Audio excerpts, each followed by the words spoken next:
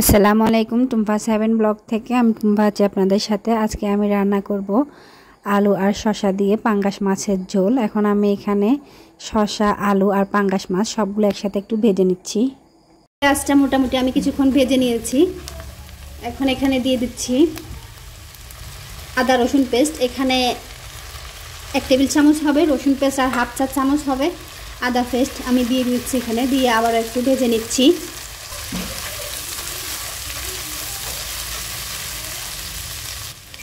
আদা রসুনটা কিছুক্ষণ ভেজে নিয়ে এখন এখানে দিয়ে দিচ্ছি টমেটো। যে টমেটোগুলো আমি ছোট সাইজ করে কেটে রেখেছিলাম, এগুলা যাতে করে এটা মশলার সাথে কষালে এটা যে মাছের একটা টেস্টটা ভালো আসবে। আর কিছু টমেটো তো আমি রেখে দিয়েছি পরে দেওয়ার জন্য, তো এগুলো আমি ভালো করে একটু ভেজে নিচ্ছি।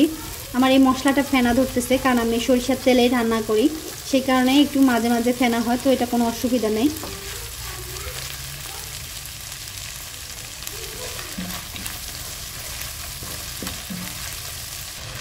টমেটোটা আদা রসুনের সাথে কিছুক্ষণ ভেজে নিয়েছি, এটা একটু যে গলা গলা হয়ে এসেছে। এখন এখানে দিয়ে দিব এই মশলা গুঁড়া মশলাগুলো, হলুদ মশলাগুলো। এখানে যদি টমেটো না থাকতো আমি একটু পানি দিতাম, যেহেতু এখানে টমেটোটা আছে তো আমি কোনো পানি দিচ্ছি না, কারণ টমেটো থেকে পানি ছাড়তেছে। আর হচ্ছে এর সাথে মশলাগুলো ভেজে নেব টমেটোর পানির ভিতরেই। 2 টেবিল চামচ দিয়ে দিলাম আমি হলুদের গুঁড়া, 1 টেবিল চামচ দিয়ে দিচ্ছি মরিচের গুঁড়া, দিয়ে দিচ্ছি 1 চা চামচ জিরা, ধনিয়া আর গরম মশলা সহ আমি এটা নিজের হাতে চুড়াই মিক্স করে সেই মশলাটা আমি দিয়ে দিয়েছি এখানে 1 চা চামচ। দিয়ে সবগুলো মশলা আমি আবারও একটু ভেজে নিচ্ছি। লবণটা এখনও দিই নাই, দিয়ে দিচ্ছি লবণ 1 চা চামচ, 1.5 চা চামচ দিয়ে দিলাম লবণ। দিয়ে সবগুলো আবারও একটু ভালো করে ভেজে নিচ্ছি। এইভাবে পাঙ্গাস মাছটা রান্না করলে কিন্তু খেতে খুবই ভালো লাগে। পাঙ্গাস মাছটা হয় কি অনেকে পছন্দ করে না, অনেকে খেতে চায় না। আসলে সঠিকভাবে রান্না না করতে পারলে অনেক জিনিস এমনি একটু ভালো লাগে না, অনেক তরকারি। তো এটা অনেকভাবে রান্না করে খাওয়া যায়, তো আমি এভাবেও রান্না করে খাই। আবার অনেকভাবে আমার চ্যানেলে অনেক রেসিপি আছে। তাছাড়া হচ্ছে যে কি অনেকটা ভাজি করে অনেকভাবে রান্না করা যায়, রান্না করলে খুবই ভালো লাগে। তবে এভাবে রান্না করলেও কিন্তু খুব ভালো লাগে। এই রেসিপিটা কিন্তু খুবই ভালো হয় খেতে। একটু সময় লাগে, একটু সময় সাপেক্ষ ব্যাপার, একটু সময় নিয়ে যত্ন করে কোনো কিছু রান্না করলে সেটা অবশ্যই ভালো লাগে। সময় নিয়ে যে কোনো কিছু করলে সেটার রেজাল্টটা কিন্তু খুব ভালো আসে। তো প্রত্যেকটা কাজেই আমরা যদি মনোযোগ দিয়ে ভালোবেসে করি সেটা অবশ্যই ভালো হয়। ঠিক তেমনিভাবে রান্নাটাও যদি ভালোবেসে করি রান্নাটাও কিন্তু খুবই ভালো হয়।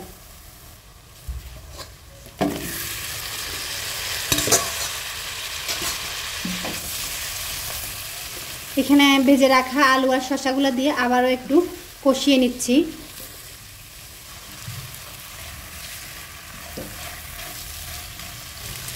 এখন এখানে দিয়ে দিচ্ছি কিছু পানি। এখানে আর আলাদাভাবে আমি এই যে শসা আর আলুগুলো কষাবো না, যেহেতু এগুলো আগে থেকে ভেজে নিয়েছিলাম, ভাজি করা আছে। তো আর মশলাগুলো আমি তেলে ভেজে নিয়েছি, তো এখানে আর আলাদাভাবে কষানোর কোনো দরকার নেই। আমি একসাথে বেশি করে একটু পানি দিয়ে দিচ্ছি ঝোলের জন্য। তো একসাথে একটু বেশি করে পানি দিব এখানে। এই তরকারিটা যেহেতু একটু ঝোল ঝোল রাখবো, তো সেক্ষেত্রে আমি পানিটা একটু বেশি দিচ্ছি। এখানে প্রায় 1 লিটারের মতো আমি পানি দিয়ে দিয়েছি। এটা আমি ঢাকা দিয়ে 5 মিনিট একটু রান্না করে নিয়েছি।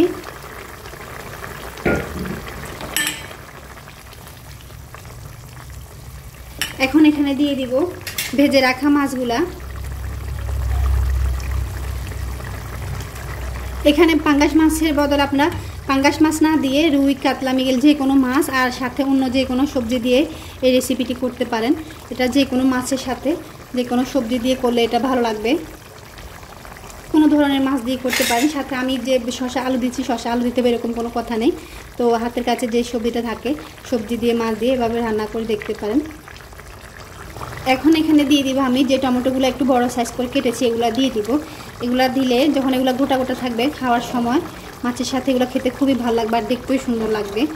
যে জিনিসটা দেখতে সুন্দর লাগে সেটা খেতেও ভালো লাগে। তো আমি দিয়ে দিচ্ছি এখানে কাঁচামরিচ আর যে টমেটোগুলো দিয়েছি ওগুলো একটু ছিটিয়ে দিচ্ছি যাতে ফ্লেভারটা সব দিকে ছড়ায়।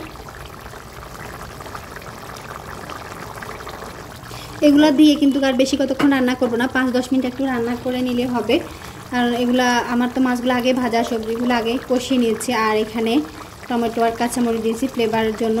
আর টমেটোগুলো সিদ্ধ হতে খুব বেশি টাইম লাগবে না, 4-5 মিনিটের ভিতরে এটা সিদ্ধ হয়ে যাবে। তো আমি এগুলো একটু রান্না করে নিচ্ছি।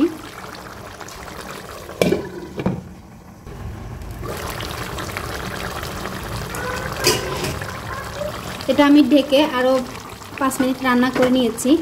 এখন এখানে আমি দিয়ে দিব এই যে 1 টুকরা দিয়ে দিচ্ছি লেবুর রস। এই লেবুর রসটা আমার কাছে ভালো লাগে দিলে রান্নায়, তো আমি ব্যবহার করি। তো আর এই যে আমি পাঙ্গাস মাছ রান্না করছি, অনেকের কাছে হয় যে পাঙ্গাস মাছের ফ্লেভারটা ভালো লাগে না বা খেতে চায় না। আমি তো এটা আগেই লবণ আর লেবুর রস দিয়ে ধুয়ে নিয়েছি, সেক্ষেত্রে এটা অবশ্যই ভাজে গন্ধ লাগবে না। তারপরেও যদি ভাজে লাগে বা অনেকের কাছে মনে হয় আনিজি লাগে, তো এটা দিলে বুঝতেই পারবে না খেয়ে যে এটা পাঙ্গাস মাছ রান্না করেছি নাকি অন্য কোনো মাছ, কারণ এটা কোনো নিজস্ব যে একটা আষ্টে গন্ধটন থাকে এটা থাকবে না। তবে আমার এই পাঙ্গাস মাছটা কিন্তু আজকে কোনো গন্ধ ছিল না। এর আগে আমি একটা পাঙ্গাস মাছ রান্না করেছিলাম, সেটার ভিতরে একটা ভাজে গন্ধ ছিল। এই পাঙ্গাস মাছটা কিন্তু খুবই ভালো ছিল, তাও আমি একটু লেবুর রস দিয়েছি। এখন আমি লবণটা একটু চেক করে নিব।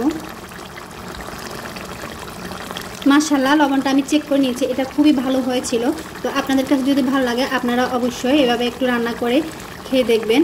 তো আমি এখানে উপর থেকে দিয়ে দিচ্ছি কিছু ধনিয়া পাতা।